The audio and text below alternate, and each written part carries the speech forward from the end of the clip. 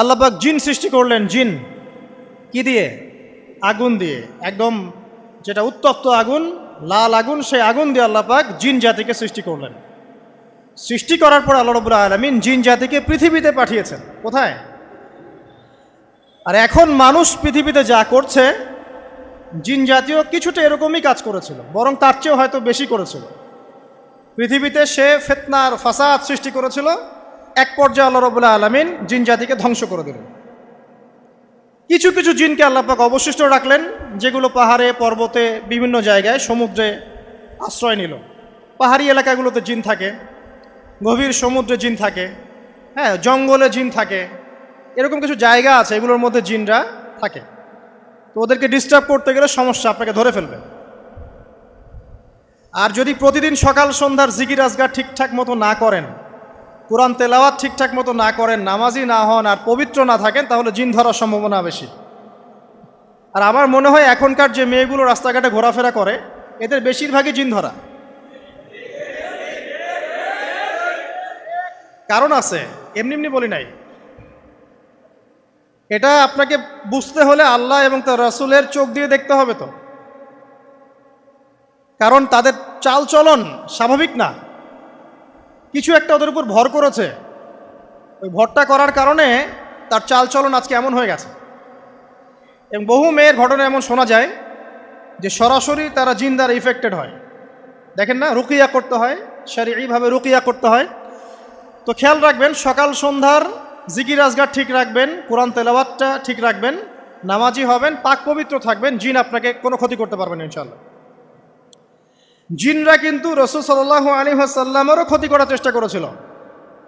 আল্লাহ রাসূল সাল্লাল্লাহু আলাইহি ওয়াসাল্লাম ওটাকে ধরেছিলেন, ধরে মসজিদের খুঁটির সাথে বেঁধে রেখেছেন। নামাজের মধ্যে জিন আমাদের নবীকে ডিস্টার্ব করেছিল, আল্লাহ রাসূল ওই জিনকে ধরেছেন, ধরে খুঁটির সাথে বেঁধে রেখেছেন। তারপরে তার মনে পড়ল সুলাইমান আলাইহিস সালামের কথা। সুলাইমান আলাইহিস সালাম বলেছিল আল্লাহকে, আল্লাহ আমাকে যে ক্ষমতা তুমি দিয়েছো, আমার পরে কাউকে এই ক্ষমতা আর দিও না। আর সুলাইমান আলাইহিস সালামকে আল্লাহ পাক জিন জাতিকে অনুগত করে দিয়েছিলেন। সুলাইমান আলাইহিস সালামের নির্দেশে জিন জাতি বিভিন্ন কাজ করত, এমনকি সমুদ্রের মধ্যে ডুবুরির কাজও করত, সমুদ্রের ভিতর থেকে রত্ন বের করে নিয়ে আসতো। এগুলো কিন্তু অলিক রূপকথা নয়, সত্য ঘটনা।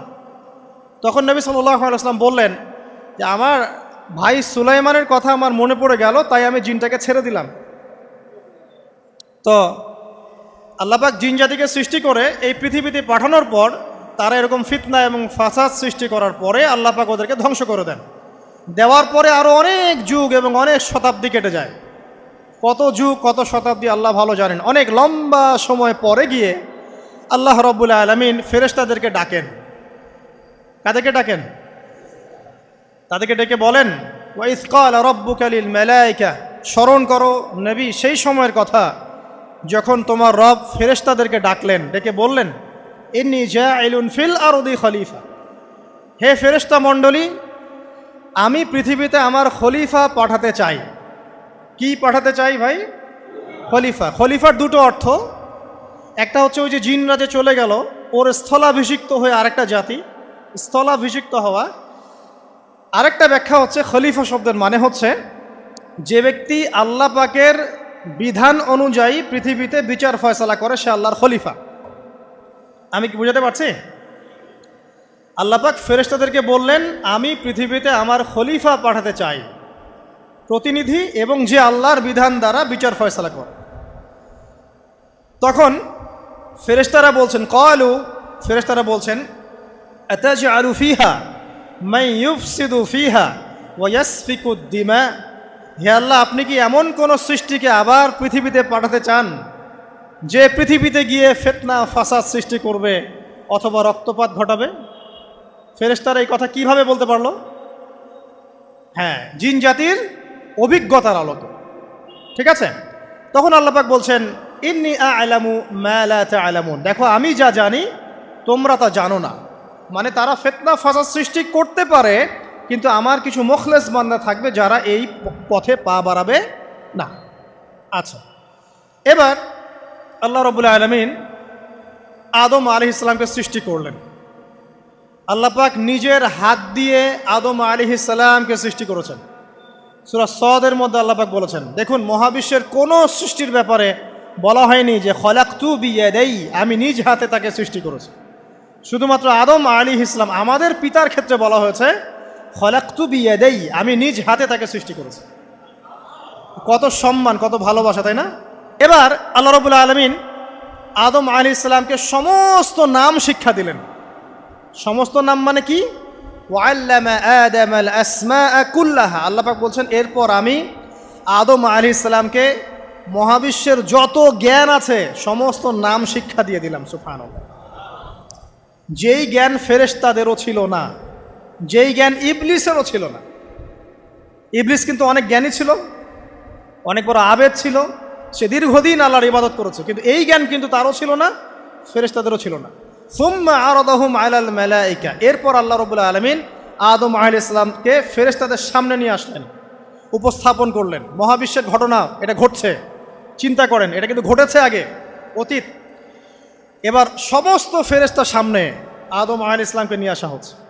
এবার বলা হচ্ছে যে, হে ফেরেশতারা, তোমরা এই নামগুলো বলে দাও দেখি, তোমরা যদি সত্যবাদী হও। তো ফেরেশতারা বলছেন, লা ইলমা লানা ইল্লা মা আল্লামতানা, হে আল্লাহ, আপনি আমাদেরকে যা শিখিয়েছেন এর বাইরে তো কোনো জ্ঞান নাই আমাদের।